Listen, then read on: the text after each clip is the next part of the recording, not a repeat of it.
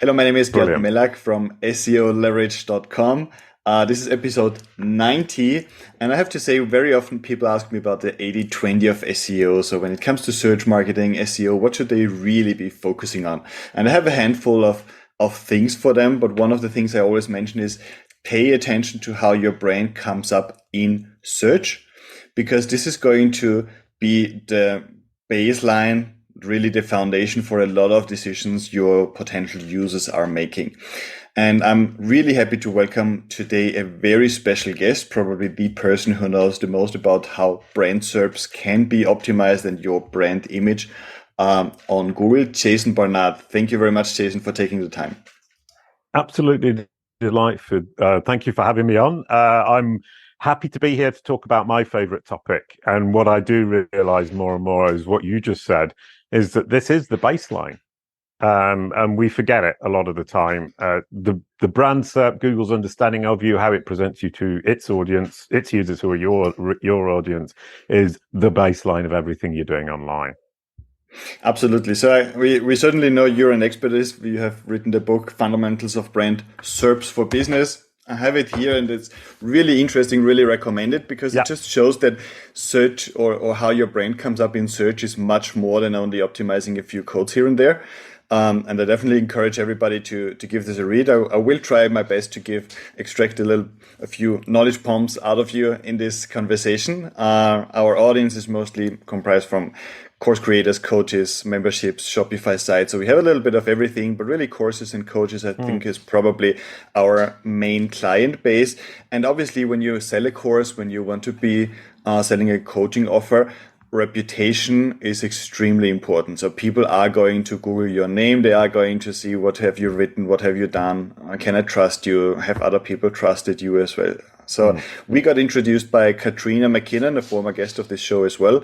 She was talking about the helpful content update and how content should be done. And I really appreciate the intro. I've been following you for a while, but I would appreciate if you can give our readers a little bit of a background of where does this focus on knowledge panels and Google SERPs come from?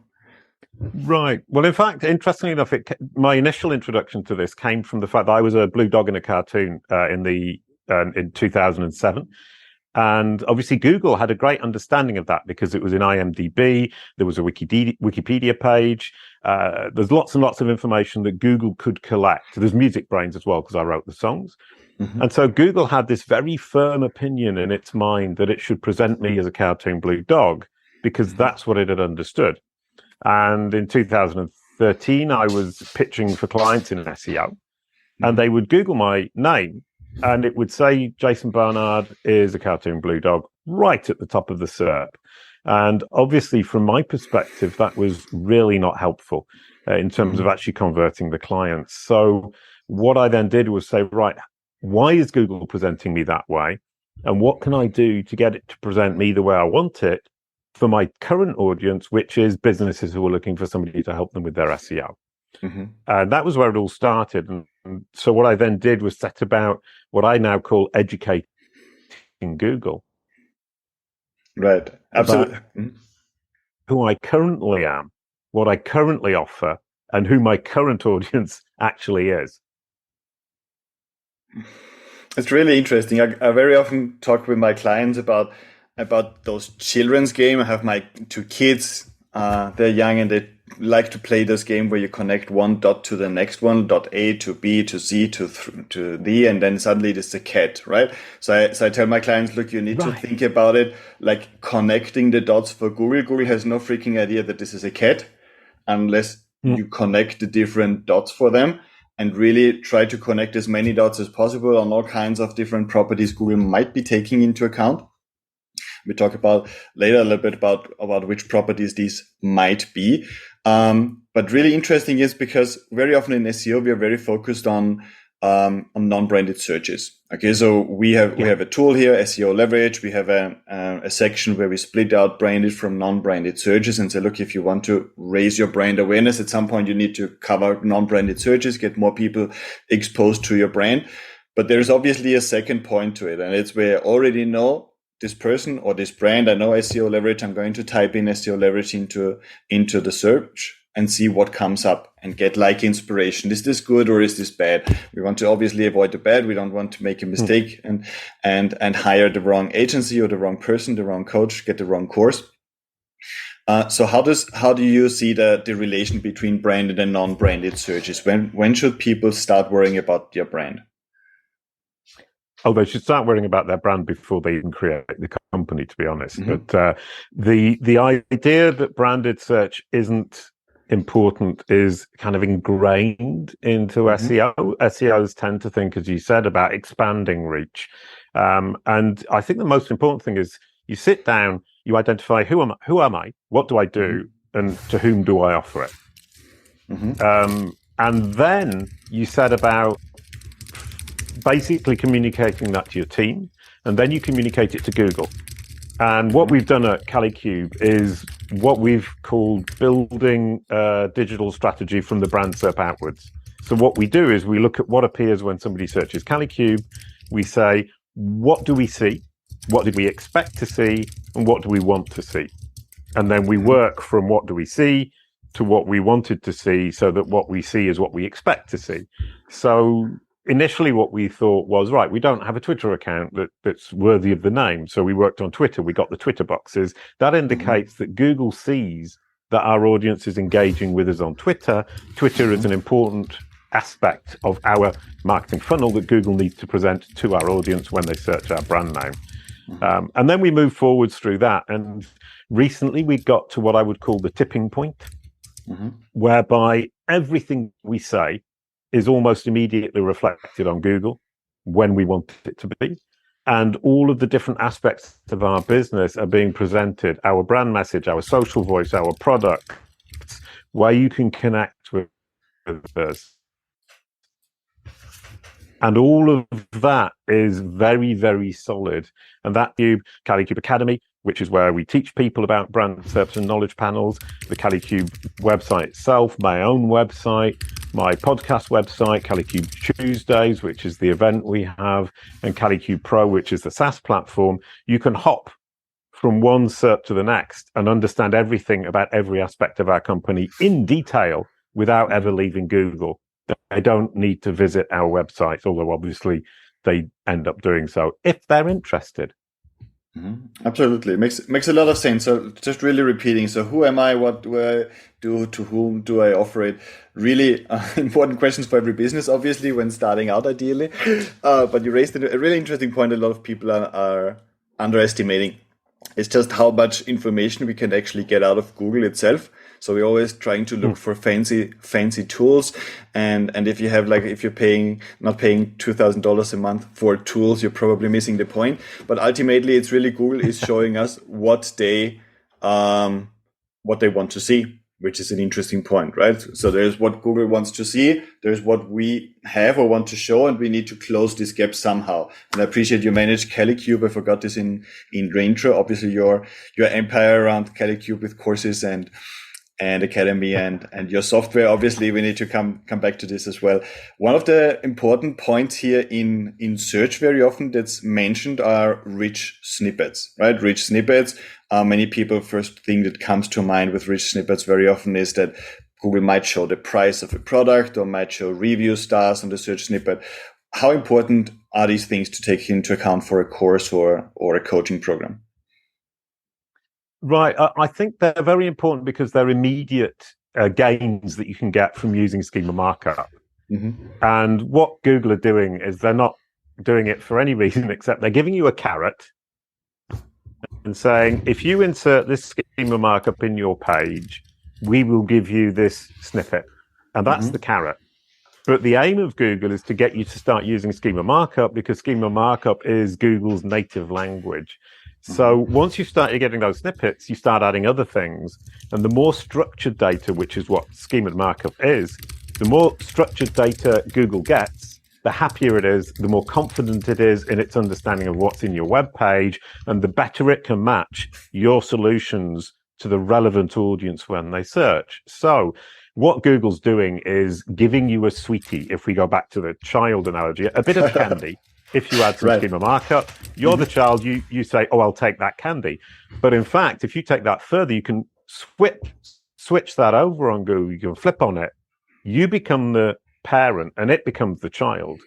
And you can use schema markup and presentation on your site and clear copywriting, clear branding, and a really well-focused marketing funnel, and use that to educate Google, once again, as you said, who you are, what you have to offer its users, and who are the subset of its users who are truly your audience. It's so funny how we, and I don't want to go too far off this, but how we very often see that Google gives us a reward in order to make their machine better, in order to probably take something away from us in the future, right? We see this, for example, right now, there's a big trend, has been for the last 2 years probably, that we see that if you have a very specific article answering exactly the question, you rank better than if you have a long article answering it somewhere, which ultimately makes sense. Google wants to make users happy.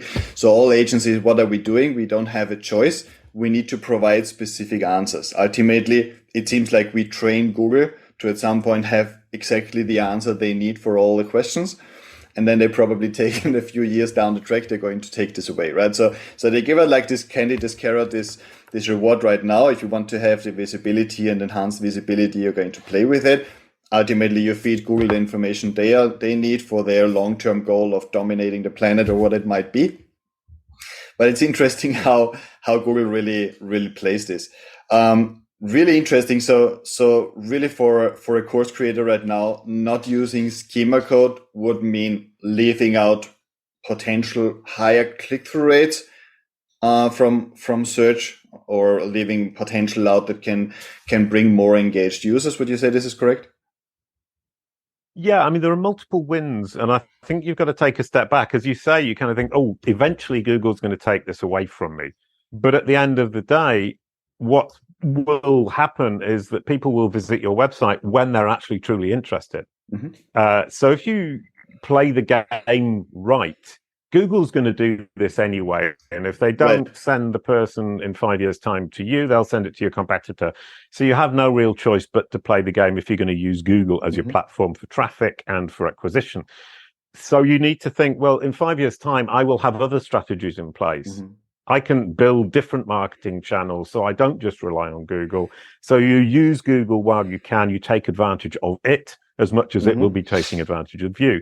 So don't look at it as Google stealing my stuff. It's let's make use of Google, get some branding on Google, get some traffic from Google. And in the meantime, think about how can I market better? And one thing I like to talk about is say, create the content that really answers a question or solves a problem for your audience. Put that content on the platform where they naturally hang out, which could be Medium, it could be Facebook, it could be LinkedIn, it could also be your own site. Then package that content so that Google can make the best use of it. And at that point, you're getting the benefit for your company from the content on the initial platform, and Google simply becomes a bonus. So then you're playing Google a nice trick from your perspective, using Google as a bonus.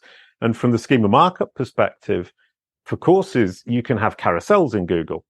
If you add the schema markup for a course and then an item list on the collection page before on the category page, what that then means is Google will be more likely to show you. So it's going to A, more likely show you on relevant searches, and B, more likely to show you as a carousel, which is a huge chunk of real estate on Google. So from your perspective, using schema markup, playing the Google game is hugely beneficial in the short term. And if you play the Google game from a Google as a bonus perspective, is going to make your business last for years and years and years and years and years. Absolutely. I think, leveraging whatever Google gives us right now in order to get more brand awareness from the right audience is ultimately going to build out the brand, make the brand stronger. And it seems like far out on the horizon is really branding what's going to survive, whatever the metaverse or wherever we are going to live and do the things we usually do are going to be. Absolutely agree. We have one point of the. I had an interesting experience this morning coming back to the blue dog. That my daughter sent me a screenshot of TikTok. Now, Boowa the blue dog was on an online character and a TV star from 1998 to 2008. And what happened during that time was we built an immense presence on Google and made, we had 1 million visits a month from Google alone to this website for kids. And I never would have dreamed that today on TikTok, there are 45 million tags of Boowa and Kwala on TikTok 20 years later, when the characters no longer exist in any meaningful manner. And so that's just a really good lesson. And Google was so important in 2000s, and those people are now on TikTok, and TikTok has now started this kind of buzz around these characters 20 years later. It's impressive. I think with Hello Kitty, I've heard the same thing happened where this was buried in a drawer somewhere, and then somebody grabbed it and made a campaign out of it or something like that. So definitely brands are there to survive. One of the interesting things when you type in a brand name, very often that you see, apart from all the different components, there is on the side something comes up, which is very often called a knowledge panel. Sometimes we see a so-called Google My Business listing come up. For our listeners, can you differentiate? We know we have been doing a lot of work on knowledge panels. Kalicube is really focusing on knowledge panel. You mentioned initially before we started recording, you're focusing on creating a course there on knowledge panel specifically. What's the difference between a Google My Business and a knowledge panel? And the second question, can everybody get a knowledge panel? Right. The question of what is the difference between Google My Business panel and a knowledge panel is actually quite subtle. The Google My Business is part of Google Maps. Mm-hmm. And the Google My Business is an entity, a thing, but it's a physical location of a company.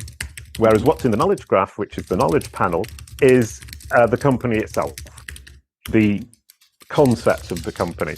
So Kalicube will have, for example, its Google My Business in the south of France.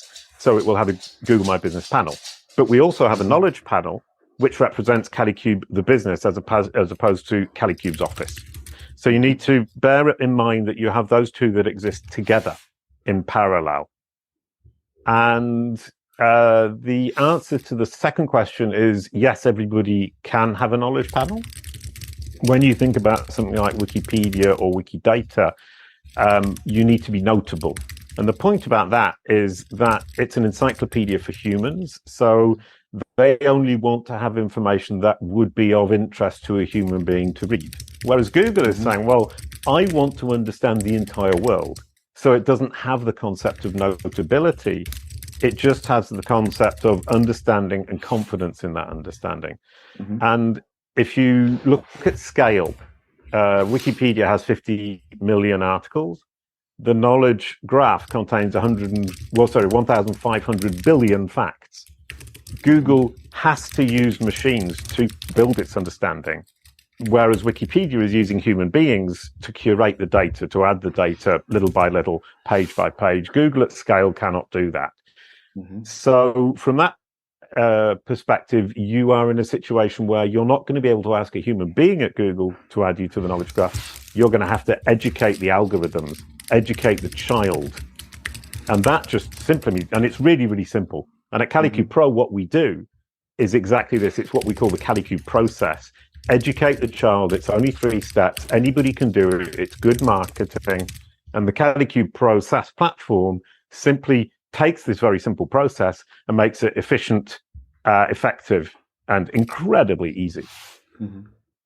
Interesting. So we have essentially Google My Business. Yeah, obviously it makes sense, the connection with Google Maps.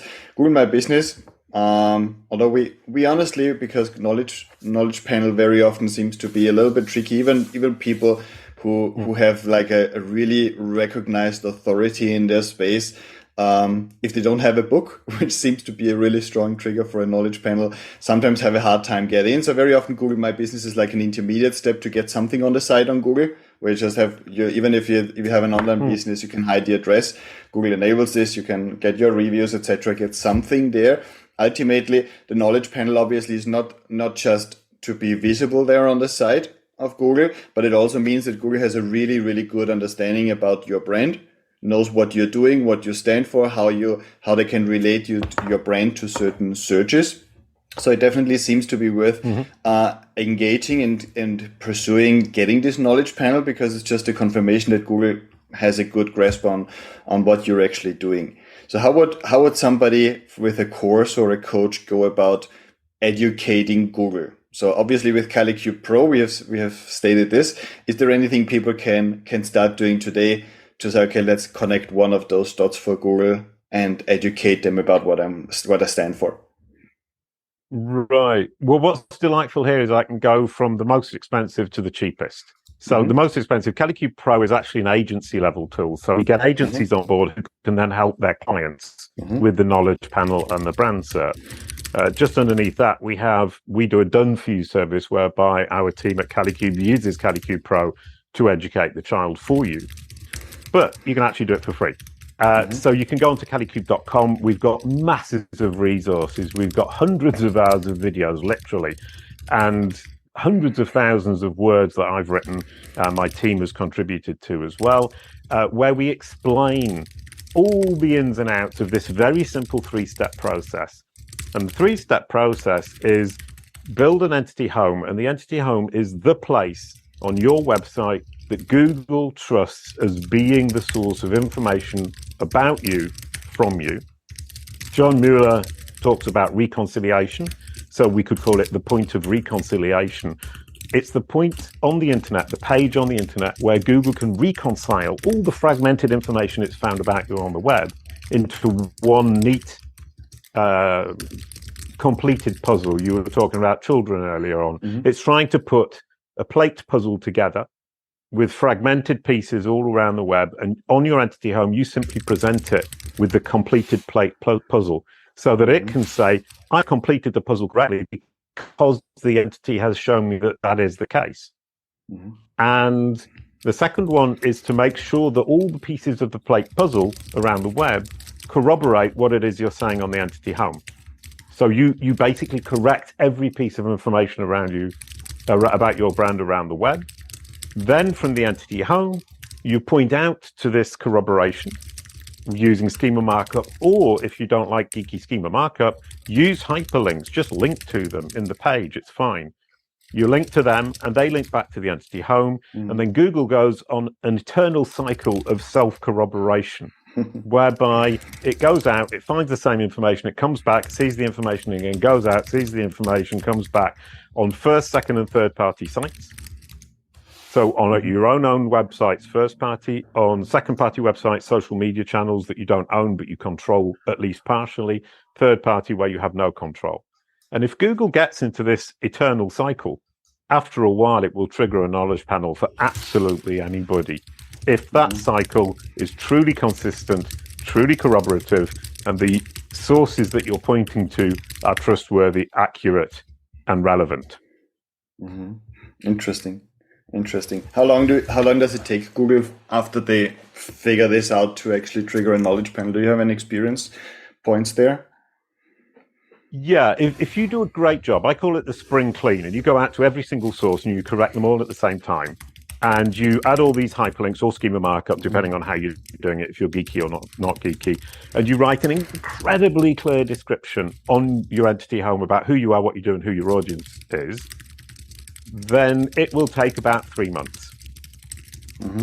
But obviously there are caveats. If it was a total mess before, it can take longer. If you've had a Wikipedia page or a Wikidata page deleted, it can take a year. Because in that particular example, Wikipedia and Wikidata are basically sources that engineers at Google have told the child, Google's algorithm, as it were, the child, you can trust this. So it's gone to school, Wikipedia, Wikidata. The school teacher said, this is true. It's gone, okay, brilliant, triggered a knowledge panel, and it's absolutely happy. And then suddenly the teacher takes the information away and says, oh, maybe it isn't. And the child is very confused. This incredibly trusted and authoritative source has told it, this is true, then told it it's not true. It removes the knowledge panel. So convincing it that what the teacher initially said was true was in fact true is a phenomenally difficult job. And the child is now going to be very, very, very nervous about it. And we did this at Kalicube. I had a Wikidata page deleted for Kalicube. I created the page myself. The knowledge panel triggered it. It was a beautiful thing. And then somebody at Wikidata deleted the page. The knowledge panel disappeared. And it's taken me 1 year to build the knowledge panel back, but I didn't use Wikipedia. I didn't use Wikidata. The entity home is recognized as the about page on my own website, and it's pulled the description from my website, and it recognizes me as the founder. And that's the point as well, is I gave control to Wikidata and Wikipedia. And what I should have done is kept control for myself. Get control, then I add the Wikidata as supporting evidence. Yeah. And the other thing is, with Wikidata, what they need is the references from third-party authoritative sources. And when you go through this process of cleaning up all of the sources, you will find some, and you can use them as references on Wikidata, whereby the editors will be much less likely to delete it. And then if you've built your knowledge panel without Wikidata or Wikipedia, of course, even if they do delete it, you don't care. The knowledge panel will stick. Absolutely. Reminds me of Pluto. If you put it back in the solar system, people are going to go crazy, right? So we all learned Pluto is part of the solar system. Now it's not, and you put it back. It's going to take more than a year to convince everybody that this is not a new truth, I guess. But it's interesting how you break this down. So you have the entity home, like you said, this is usually the about page, giving all the information, who you are, what you stand for, who you work with, who you can help. You have the information essentially backing this up, being the external supporting information. Yes, you do the same thing. This could be, I understand, this could be on Twitter, this could be on Medium, like you said, some other platforms, other sites, essentially talking about you in a certain context.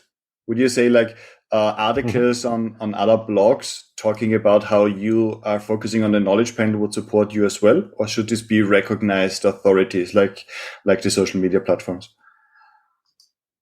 Right. That's a great question. I mean, I mentioned earlier on first, second, and third party websites. And what's interesting is a lot of people talk about first party websites, your own, and they talk about third party, which is totally uncontrolled by you, completely independent. And very few people talk about second party.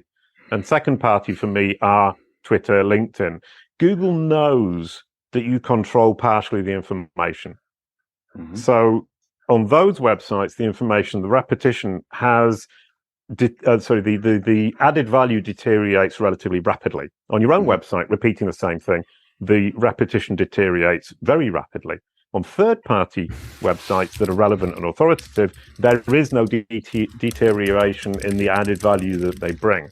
So as you're bringing more and more supporting evidence, you want to say, I get the first party, second party right, then I need to focus on third party, which is basically digital PR. Getting people on relevant authoritative sites, and I say relevant, which is incredibly important, to write or publish information about you. So you can write for them, they could write about you, both are great.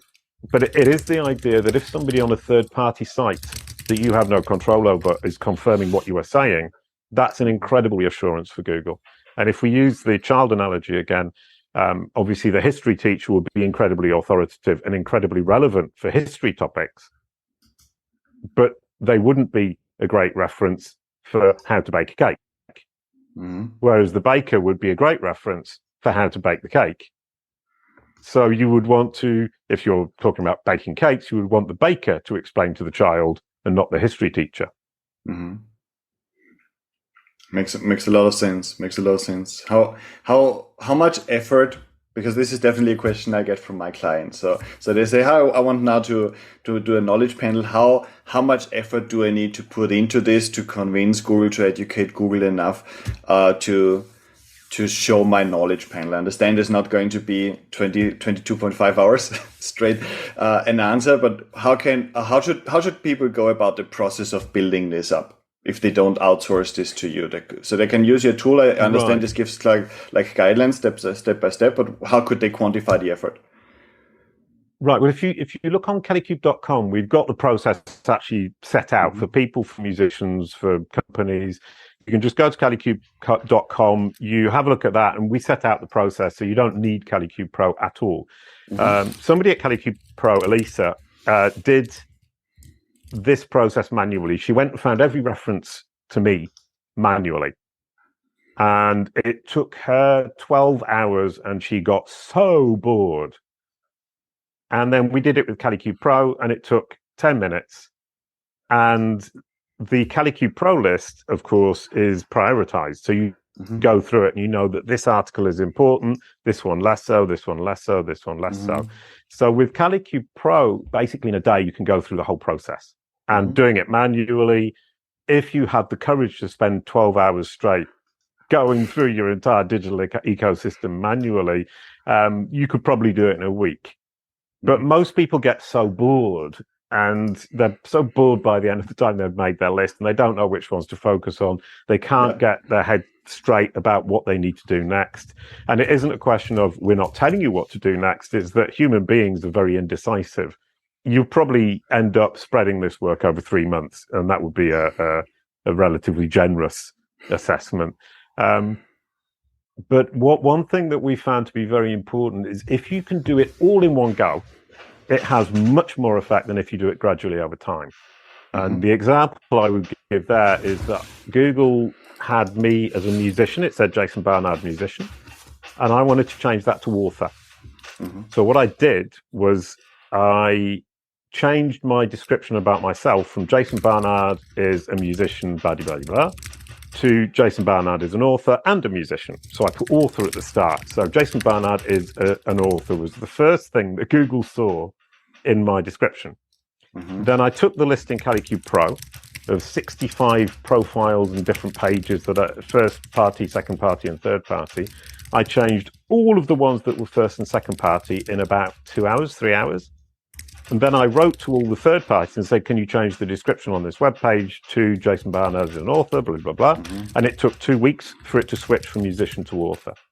Interesting. So there were two things there, is that number one, I changed it everywhere. And number one, I changed it everywhere within 2 days. Google had crawled it all again. And it had seen that absolutely everywhere this was the fact. And Google just went, okay, everybody agrees. My latest crawl says this. So therefore, he must be an author. And if it had seen that a little bit over time, over 3 months, I would guess it would have taken 6 months to 8 months for it to actually switch, because it would have been this child seeing contradictory information all the time. And once again, this child, if it's seeing this contradictory information, won't be able to decide. And you're the adult in the room. You're the parent. You need to decide. You need to be clear, and you need to educate this child by explaining it very clearly, and then pointing to all of the people, all of the sources, authoritative and relevant, who can confirm what you're saying, so the child understands and is incredibly confident in that understanding. Makes a lot of sense. So ultimately connecting as many dots as possible, as fast as possible, in order to just show them the image and not tell them, look, this might be a dog, might be a cat, might be a giraffe. Keep connecting the dots and wait 6 months. I just stick with my analogy. So your children doing the join the dots game is basically saying the child needs to be superhuman and do it incredibly quickly. And they go, it's a cat, and then does another one, it's a dog. Yeah, don't make them hesitate, right? But it's interesting how Google then once they establish this network of connections they trust, they are checking this all the time. So when the information changes, Google is very happy to just switch. And like you said in your example, 2 weeks, you change this very quickly. Google in 2 weeks is probably the time it takes them to crawl all those pages again. And very quickly to establish, okay, now my network of connected information says something different. Now Jason is an author, and that's fine. And we just take it this way. So this makes a lot of sense. I think people are definitely going to be able to relate very, very much about this. I really appreciate how you walk us through this, and I don't want to take too much time out of your schedule here. I was wondering if there's anything I should have really asked you that could be actionable for our course creators, our coaches, our clients in SEO that didn't come up in this conversation. Right. First of all, I'd like to say I really love the way you explain that. I really appreciate it when somebody who's interviewing me takes what I said and re-summarizes it in such a neat manner. And that's definitely something that we'll do a transcript of this, Christine, if you're listening. That's a chunk of Gert's text that we need to take out and highlight, because it's a great explanation. Thank you very much. I think one thing I would like to say is people obsess about schema markup. And it does give you the little bells and whistles and little things, and it's the carrot, the sweet, or whatever that Google's offering you to get you to use it. But in my mind and in Kalicube's process, schema markup is only the fourth most important thing. Mm-hmm. Number one is the entity home. You have to decide what the entity home is, and you need to convince Google that that is the entity home. And it's preferably your about page, but it can also be your home page. Number two is the entity description. You need to write a description that the machine can truly understand. And at Kalicube Pro within the platform, we have an NLP, natural language processing analysis, whereby we analyze what Google understands from the text you've written. And you will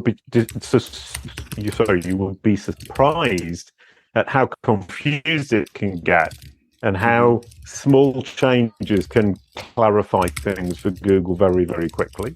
Yeah. So if you can get the description so that Google understands it, even without context, so we ping this into its algorithm, its NLP algorithm, and it sends us back what it's understood, and there is no context. Mm-hmm. So when you put it in the context of your website or your LinkedIn profile or Facebook, obviously the context adds to that understanding, adds to the confidence in that understanding. So the machine is incredibly comfortable with that understanding, especially when it's repeated over and over and over again. The third most important thing is that all of the corroboration repeats it, that the pieces of this puzzle that Google's trying to put together fit together correctly. And then the fourth most important thing, as I said, is the schema markup, because that simply supports the first three steps. Identifies the entity home, repeats the description, points to the corroboration. So in fact, schema markup, it's incredibly powerful. It really is a huge help. But if you don't feel comfortable, if you really don't feel comfortable, there's a free tool on Kalicube Pro that you can use to create the basic schema markup. But we also have a client, G. Scott Graham. He just didn't want to use schema markup, and he just used links in his page, and he triggered a knowledge panel in a month. Yeah. So schema markup is not necessary, but it is very helpful. So what I would have said there is that the question you didn't ask was how important is the entity description? And the answer is second most important.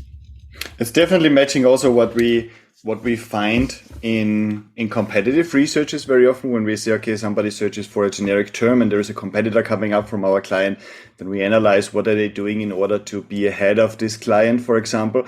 Very often the only thing we find is that there is like a text from a really relevant site saying this person is such and such, right? This David Garcia is an author, right? Janet Smith is a health coach, right? Something like this. And then you type in health coach and Janet Smith comes up, right? Why? Because the only reference Google can find, and this is a trusted website that talks about her, is that she is a health coach, right? So Google really seems to only be interested in connecting the dots whatever way. Obviously, schema is like the next level, makes a lot of sense, but we definitely see on a low especially on low competition areas where people just get the wording right and make it really, really easy to, like you say, for Google to understand what this is. And then there's one last question I just thought of, and then I'm going to let you go. How do you think Google takes into account this network, this knowledge graph, when it comes to ranking non-branded terms? Does this question make sense? Yes, it does. The answer is, before this summer, I would have said not very much. Ali Alvi from Bing, who is the featured snippet algorithm boss at Bing, Microsoft, said we don't use the knowledge graph. We use NLP to analyze. We try to guess what the question is, what question the content answers. And that's how we do featured snippets, which is brilliant. Today, I would say I think Google and Bing have moved a big step forwards, and that there is much more interaction between these different algorithms and the knowledge graph and its understanding of your entity, company, person, product, book, whatever it might be. And the other thing is, even if it isn't incredibly important in the blue link algorithm, think about all the other algorithms that are contributing to the SERP. The carousels, the video boxes, the knowledge panel, the featured snippet, the people also ask. All of these are going to be using at least partially this entity recognition, this understanding of who you are, what you do, and which audience you serve. And Google is aiming more and more to get people to research on Google in depth by offering people also ask, by offering carousels, by offering all of these different interactive elements, videos on the SERP, for example. And we need to take advantage of those. Many of them are entity driven, especially carousels. People also ask, it's all to do with Google's understanding of the relationships between all of these different things going on the SERP when you search. And it's saying, how can we move you forwards in your journey on Google? But ultimately, in order to buy, in order to convert, whatever it is you have to offer, the solution you have, the user will have to come to you. And that's where you need to focus. It's make sure that whether the person researches on Google, on Facebook, on Medium, on whatever platform it might be, or multiple platforms, which is much more likely, the day they decide to buy, convert, purchase, subscribe, whatever it might be, that they come to you and not to somebody else. And that's all about marketing and branding. And Google is simply the vehicle that helps bring them to you. Makes perfect sense. Google just leveraging whatever information they have in a structured way and they quote unquote understand for whatever they put out across the different properties. Thank you so much, Jason. This was really, really generous. Thank you so much for taking the time. I know you've got a few websites. Where can people find out more about you, about Kalicube, about what you do and how you can get them their knowledge panel? Right. Well, yes, I've got too many websites, too many offers, too many things going on. So search my name, Jason Barnard, or my company, Kalicube. The beauty of what I call the Google business card is that you get to choose how you interact with me. You can visit my personal site to find out more about the Blue Dog, or my punk folk group from the 90s. The next result is kalicube.com if you want to do business with me. The next result is Twitter if you want to throw some funny tweets at me. The next one is the Kalicube Academy if you want to join the Kalicube Academy and learn all about this stuff. The next one is the book if you want to buy the fundamentals of brand SERPs. And the next one is LinkedIn if you want to kind of hang out in a professional manner on LinkedIn without committing to doing business with me. So what's interesting there is that you search my name, Jason Barnard, or my company name, Kalicube, and you get to choose how you want to interact with me now that you found out what I've done and you're interested in what I'm offering or I can offer or my company can offer. Awesome. Thank you so much, Jason. We'll put this up on seoleverage.com/podcast. This is episode 90. Now everybody go and check this out, kalicube.com, and the other sites you can find with an optimized brand SERP about Jason. And we are going to summarize the tips in a written version over at seoleverage.com/podcast. Thank you so much, Jason. That's brilliant. Thank you so much, Gert. That was amazing. That's a great interview. Great questions. Delightful conversation. And I did see the dog running around in the background. That's my brown dog. See you soon, man. Thank you. See you.